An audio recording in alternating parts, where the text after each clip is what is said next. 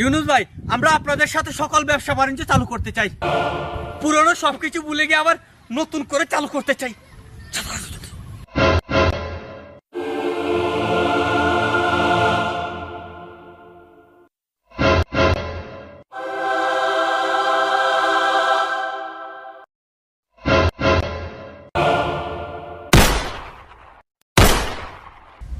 সম্পর্ক স্বাভাবিকের বিষয়ে আপনি কি বলেন? একদিকে অনবরত পুশিং করছেন, অন্যদিকে সীমান্তে সাধারণ নিরপরাধ বাংলাদেশিদেরকে গুলি করে হত্যা করছেন, আর মুখে বলছেন ছি ছি ভারতীয়, তোরা কি মানুষ? আমরা মানুষ, তোরা পশু, তাই তো সীমান্তে শিকার করি।